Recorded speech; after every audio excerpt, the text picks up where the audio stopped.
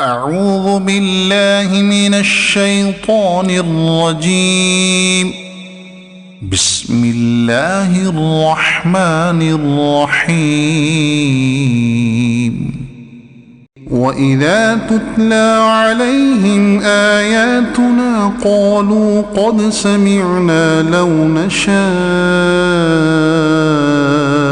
لقلنا مثل هذا إن هذا إلا أساطير الأولين. وإذ قالوا اللهم إن كان هذا هو الحق من عندك فأمطر علينا حجارة من السماء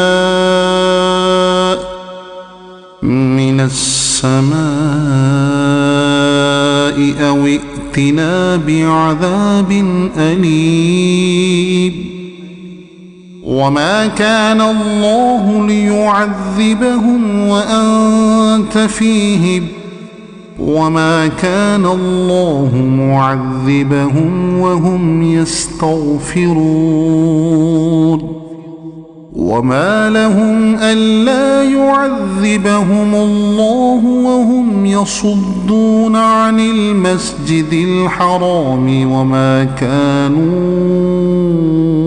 أولياءه إن أولياؤه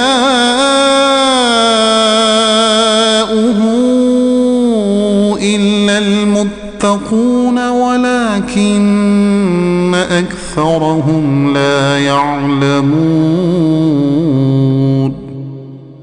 وما كان صلاتهم عند البيت إلا مكاء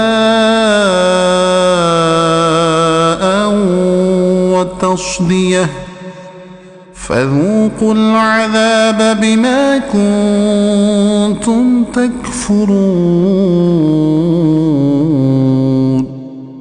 إن الذين كفروا ينفقون أموالهم ليصدوا عن سبيل الله فسينفقونها ثم تكون عليهم حسرة ثم يغلبون والذين كفروا إلى جهنم يحشرون. ليميز الله الخبيث من الطيب ويجعل الخبيث بعضه على بعض فيركمه جميعا فيجعله في جهنم أولئك هم الخاسرون.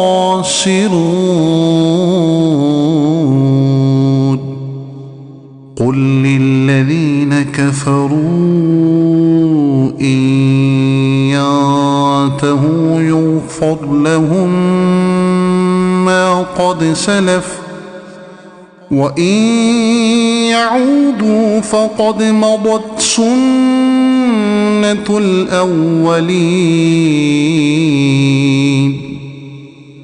وقاتلوهم حتى لا تكون فتنة ويكون الدين كله لله فإن انتهوا فإن الله بما يعملون بصير. وإن تولوا فاعلموا أن الله مولاكم نعم المولى ونعم النصير.